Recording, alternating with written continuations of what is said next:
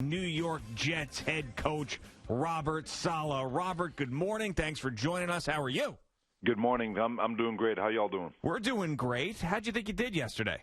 I don't know. I guess you guys could tell me. Well, no. How'd you feel after it? I mean, we all have our own opinions, but I want to know how you felt after the press conference. I felt good. It felt like we were able to accomplish what we wanted to,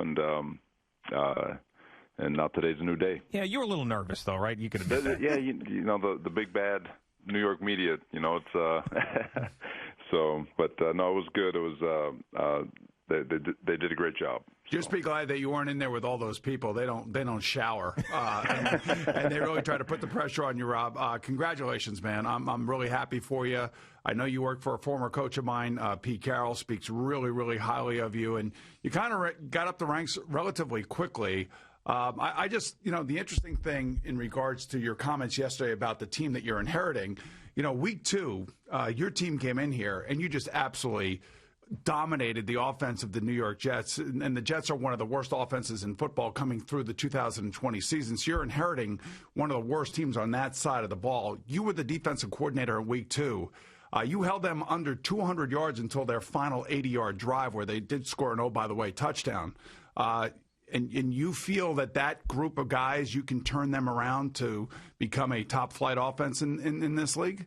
There's things that we've got to evaluate, obviously, with how things will fit with regards to that whole Shanahan system that we're bringing in with Mike LaFleur. I think the quarterback has an outstanding talent to him. He's like I said yesterday, he's a natural thrower. He's fearless. He's got mobility. He's smart enough to process and make decisions in a timely manner. And so there's pieces there. The left tackle, the offensive line is better than people think. But how guys fit and the roles that they're going to be put in with regards to the first, second down, run, play action, pass system, and third down, creating separation and all that stuff. There's a lot to dissect and a lot to evaluate. So to answer that question, obviously the goal is to be a top 10 offense and run through people, but how that's going to fit and the things that we have to go through over the next few weeks all the way leading up to the draft are going to be the discussions to try to get that done. Hey, speaking of the games that you had up here against the Jets and Giants, what'd you think of that MetLife turf conspiracy theory, or that might have been true about some of your players going down because the turf wasn't great? No, I don't know. I know players may say something. I don't know. I can't speak for that. To be honest with you, I don't think it's an issue, to be honest. But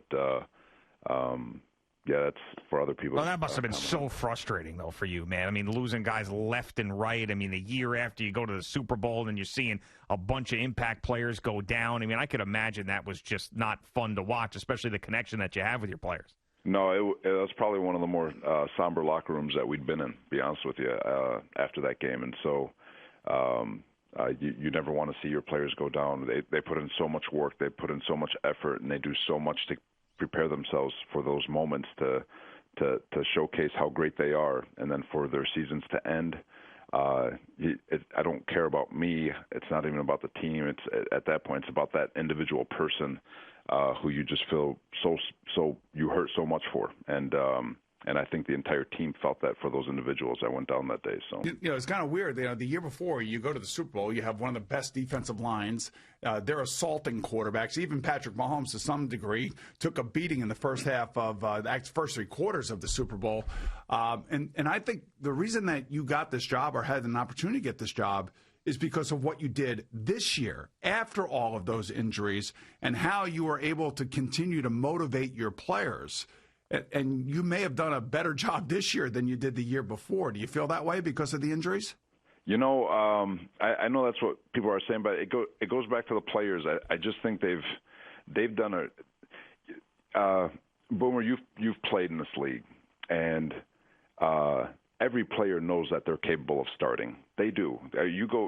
A player goes down and go into that meeting room and tell that second stringer that, hey, I know you're a backup and we're going to have a fall off in production, so hey, good luck.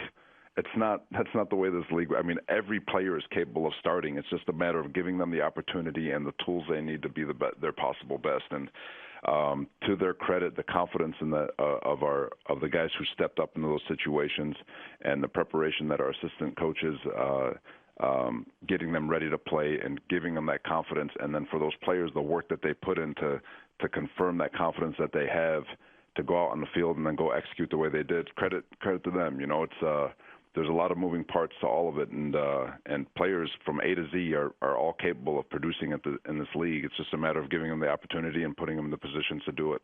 Boomer and Gio with Robert Saleh, new Jets head coach on the Fan and CBS Sports Network. A lot of people are saying why players like you. Why do you think all your players speak so highly of you? I'm not good at talking about myself, but well, you better start, man. You're head coach. Let's go. Yes. I don't. You know what? I've just always taken the approach that we're in this together.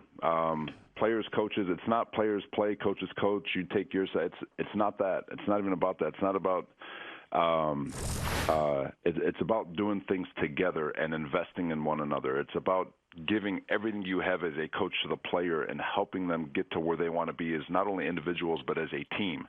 And players feel that. They know when it's sincere. They know when you're actually helping them. They know that they know that you know what you're talking about. And they trust that you're putting them in positions to make plays. And when you do that, it's just there's an appreciation that gets reciprocated, and they invest back in you as an individual. And it's like I said yesterday, when investment is reciprocated, it becomes personal. When it becomes personal, it is you do everything you can to make sure that to lift that person up and to take care of them, and to watch their back and do everything you can to help them succeed. And so, and that's kind of the atmosphere we want to create, where everyone is holding everyone accountable, but in a manner of which that we're trying to lift one another instead of pull people back. If that makes sense. Yeah, no, it does make sense. And what's interesting, it's 2021. That's the way it has to be. That's the way the players they have to trust in their coaches. And that's the one thing that we've heard. We've heard it from Richard Sherman. We've heard it from a number of your ex-players that have all said that they trust you as a coach and as a human being, which is a good thing, and which is one of the reasons why I'm sure the Jets hired you. Now, when you came in and you were going through the interview process, I've noticed that you're not going to be calling the defense. You made that known that Jeff Ulbrich, your defense coordinator, is going to be calling the defense. Was that part of what Joe Douglas and Christopher Johnson were asking you to be more of a head coach to the entire team as opposed to being specifically labeled as a defensive guy? I don't. It's not something that they were. I don't know where they were. If it was an angle that they were trying to find or anything like that. It was. Was it asked? Yes. Was it the right answer? I don't know. They weren't. They did a really good job holding their cards close to the chest during the entire process. I was just laying out my plan and how I thought things needed to go, and whether or not the leadership group appreciated that message was up to them. But I went into all these meetings not really trying to give. I was doing my best not to tell each individual team what they wanted to hear, and telling them more of what I felt needed to happen with regards to our staff and what we wanted to build and the atmosphere we wanted to create. And with the Jets, it became a very sincere match. It's interesting. You're talking about bringing in Mike LaFleur as your offense coordinator. You did announce that. Obviously, he knows the Shanahan system. The Rams run a form of the Shanahan system. I'm sure this is what we're going to determine what it's called. And, of course, Matt LaFleur, who you were the best man in his wedding, runs that system up in Green Bay. Now, he has Aaron Rodgers. That's a whole different story. But tell Jet fans, that's the kind of offensive system that you expect them to see, right? Absolutely. I've 10 of my 16, 17, I don't know how many years I've been in the league now, but I know over 10 of them have been in a building where that system is run. So with Kubiak bringing it from Denver, and then Kyle for the last 4 years when I was at Houston, obviously with Kubiak, and then Kyle at San Francisco. So it is a SOB to deal with on a day in and day out basis. The movement, the motions, the strain that it puts on you every single day. There is no offense in football that puts so much strain on a defense, but yet makes it so easy for the quarterback than the way they make things operate. They elevate the system itself, makes players better. And it is a really cool system. It is a simple system for people to learn. I mean, it is a repetitive deal with regards to techniques, plays. They just do it out of different personnel groupings, formation sets. It's the creme de la creme, if you will, of offensive football, in my opinion. And to have the opportunity to bring it here and a person like Mike LaFleur to install it, who's been with Kyle now for his entire NFL coaching career at 3 different locations where they've had to rebuild it 3 times.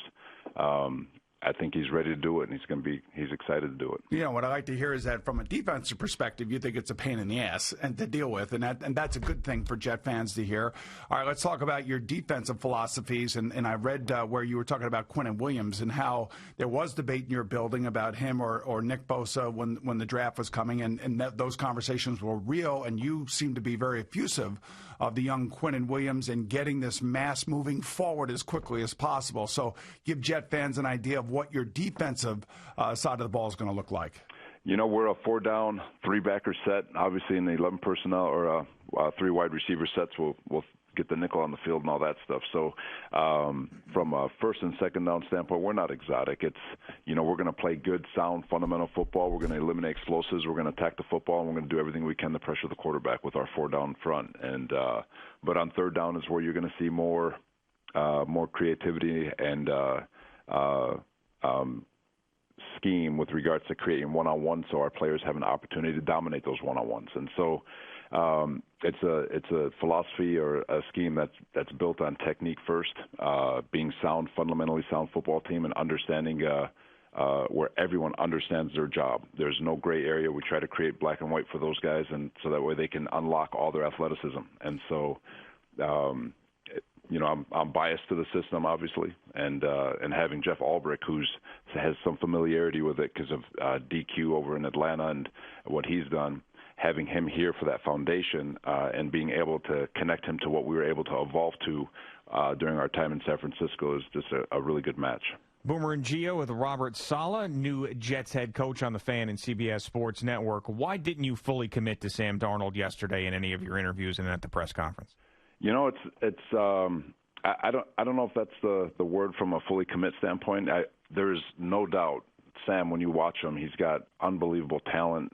He's got, like I said, the arm talent. He's got everything. There's a reason why he was the 3rd pick in the draft. But there's so many things. I'm one of those guys, and you guys will see this.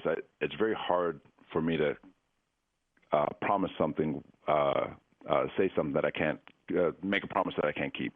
And so with Sam, he is a extremely talented quarterback, and he still has all the tools to be a starting quarterback in this league. There's just a process that needs to be done, and there's a commitment in this organization. It's proven. What does that process include when you find out exactly who your starting quarterback is? You know, take us behind the scenes with that. There's a process you have to go through to understand who your starting quarterback is. What goes into that? You know, there's the offensive coordinator, there's a quarterback's coach, there's pass game specialists, everyone getting their eyes on them, the discussions that have to be had with Joe and his staff, the strength room, the locker room, just trying to find out exactly where he fit and just making sure that we check all our boxes before we say, hey, let's roll. Where he's confirming it, this confirms everything we thought, this confirms everything we've heard, this confirms everything we believe. Let's roll with it, you know. So everything that we've heard is that he's unbelievable, and it's just a matter of going through the proper channels to make sure that everything checks the boxes. You guys know it. I mean, the quarterback position is the most important position in football, period. And to make sure you go through your due diligence to ensure that the most important position in football is exactly the way you want it to be is got to be at the front of all of our minds. You know, how much of the history of the New York Jets do you know about, Rob? Did you do your homework on former coaches that have been here? I just being a football fan, as far as the detail of it all, it'd be hard. Yeah, it's going to be hard. There's no question about that. You know, it's interesting, you know, as a former quarterback, somebody who played for the Jets and who went through 3 coaches in 3 years, I've actually sat here on this radio station the last 3 years, and it basically said that I think the Jets have ruined Sam Darnold because of the inconsistency and because of the lack of support that is needed for a young quarterback. And, you know, I saw the way that Seattle ran with Russell Wilson, and that's the way you handle a young quarterback. That was not the case here with Sam Darnold. So this is going to be a reclamation project if he is kept here, and you believe that this system can be the reason why he could be a better player and a more, I guess, aggressive player than we've seen the last 3 years. You know, you just look at history with this system. Brian Hoyer's best year came in Cleveland. Matt Ryan had league MVP. Garoppolo did a heck of a job. Aaron Rodgers having a renaissance, if you will. Looks like he's 28 all over again. Tannehill, probably the greatest example. People talked about him as league MVP. He was in the running earlier this year. And so this system is built to make the job of the quarterback much, much easier. It's made to get people open. It's made to create explosives, create clean pockets, create very easy decisions for the quarterback. And so that is so music to my ears. I can't even tell you. So it makes me feel good that you're saying that about this and the system and how you could get the best out of Sam if, in fact, he is your quarterback. Yeah, no, I think it just gets the best out of everybody because it's so clear and defined, and it's like I said, I've been blessed to be a part of it, and so we know what it looks like, we know what it's supposed to look like, and we know how to coach it, and we know the players that are needed to make it work, and the cupboard's not bare. Make sure everyone understands that is just making sure we go through this process and see where they fit within the scheme to maximize their talents. Yeah, the cupboard's not bare, just close to bare. There's a lot of work to do on the roster. I think we sort of know what's going on with the Jets as we talk to Robert Saleh on the Fan and CBS Sports Network. Miles Austin is on your staff as a wide receiver coach. I remember that Miles Austin dated Kim Kardashian. You ever talk to him about that?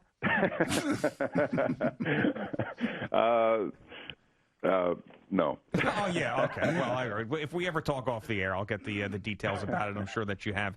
Okay, so there's another couple things that I wanted to bring up, one of which is going to come from another member on our staff, our producer, Al Dukes, who you will meet at some point, I am sure. He is also a man who takes care of a bald head. Like, this is the thing that is really important to him, and he's got questions about your bald head. Al, take it away.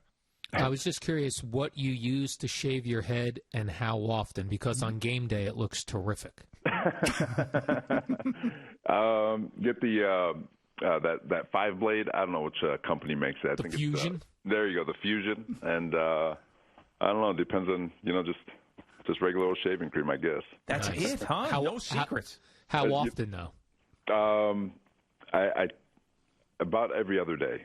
Every other day, but definitely always on game day, right? Always on game day. Right. Oh, he's got to look all shined up on game day. Come on, man. It's one of those superstitions, Boomer. You know it. I go through my routine and go through the process. Just one of those deals. It's just.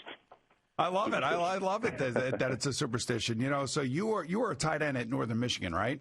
Yes. So you understand the offensive side of the ball, of course, the defensive side of the ball, coming from Pete Carroll and all that, getting started in the NFL.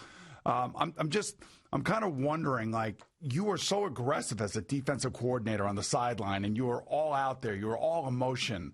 Do you see yourself as a head coach doing, like, the same kind of stuff on the sideline that you were doing as the defense coordinator of the 49ers?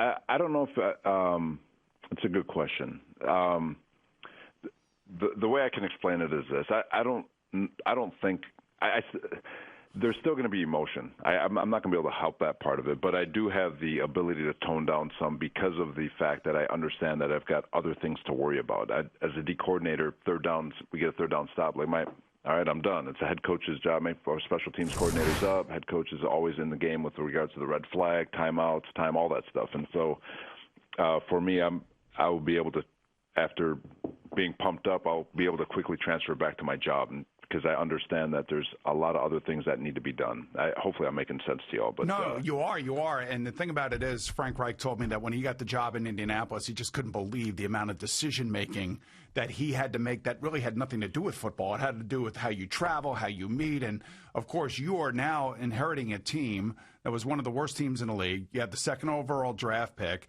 and you're going to have to do it most likely the way that it was done last year for guys like Joe Judge, first-time head coaches, virtually. Have you thought about that and what that's going to take in order to get your message across to your players without seeing them in person? No, it is. There's, thankfully we've got a good year's worth of it practice-wise at this year, everybody being on Zoom, and really there's just got to be we've just got to find ways to be able to connect to these young men even more. Hopefully there's still practice times. There's going to be opportunities. There's phone calls. There's individual meetings. You can still connect. I mean, these young men are used to FaceTime, and they're used to having those conversations and connecting through virtual means. And so every opportunity just makes it that much more important when you do get those opportunities and with FaceTime to really connect to our players and Same thing for the assistant coaches, to go out of their way to find ways to connect to the players and make sure that they're doing everything they can to help them get better in some form of fashion, so they can accomplish what they want. You meet Woody yet? No, not yet, but I'm supposed to be meeting them here soon. Okay, so that's going to happen today? I don't know about today, but I haven't given a time, but it's supposed to be soon. Okay. I mean, is it odd in your mind, because one of the longtime beat reporters here, which he tweeted out, Rich Cimini, that it's odd that you haven't met him yet, and then all of a sudden here he comes on a plane from England, and he's your boss, and his brother hired you. How would you describe that situation? You know, I'm not concerned about it. I think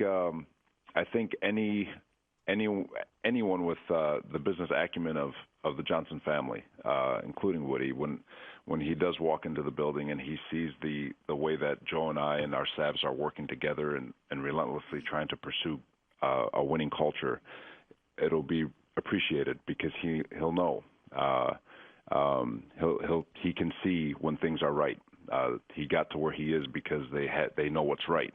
And he's been able to own a football team because he knows what's right, and he's made a lot of great decisions for this organization also. And so I'm not concerned about it at all. I'm actually looking forward to meeting Woody and being able to sit down and talk with them and build a relationship. So you mentioned yesterday that you're not on social media at all. Is that actually true? And do you think that maybe you have to join because you're a head coach now and you got to keep tabs on what's going on social media because all your players are going to be on it?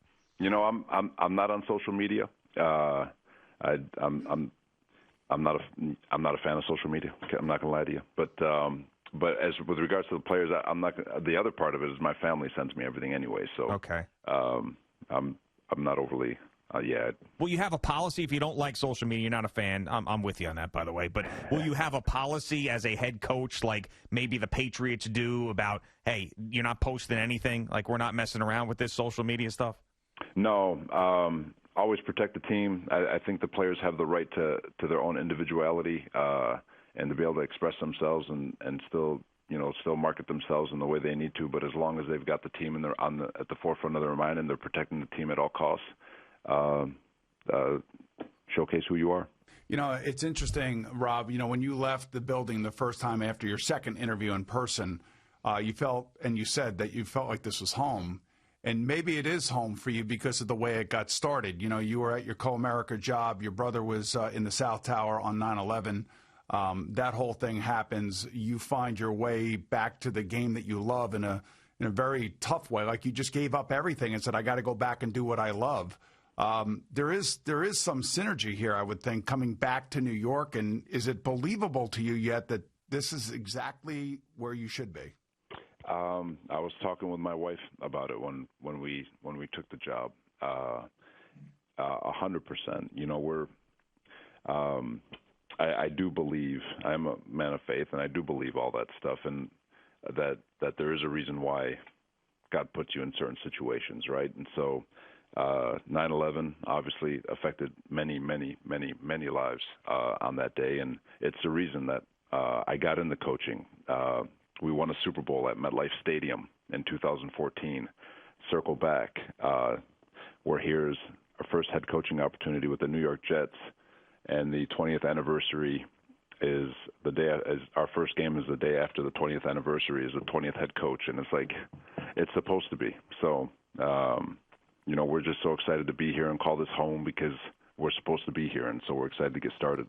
Hey, Robert, one last one from me. I envision that when you're about to start this press conference yesterday, that someone from the PR staff, and we know a couple guys over there that we like, they bring a laptop computer in front of you and they call up YouTube, the Adam Gase press conference, and they make you watch it. And then when it's over, they say, don't do that. Did anybody give you any sort of indication that the last time the Jets introduced a head coach, it was a stone disaster? No.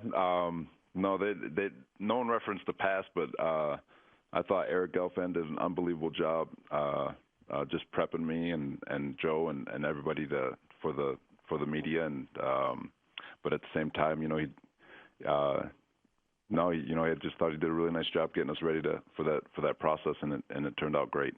Yeah, well, it's definitely not easy. I do want to warn you though, Rob, you know, about one of your coaches. Your quarterback coach, in fact. Rob Calabrese. He's from my hometown, East Islip. He could be a problem. We at East Islip have a lot of opinions, and we think, we invented football.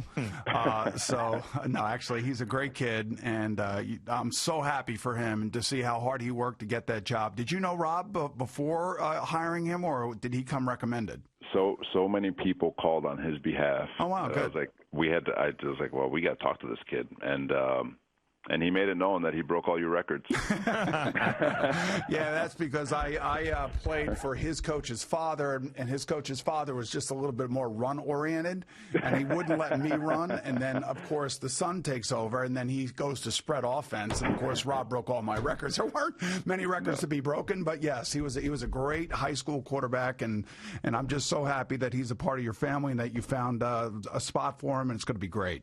No, we're excited. He's going to be a coordinator one day. He's a good one.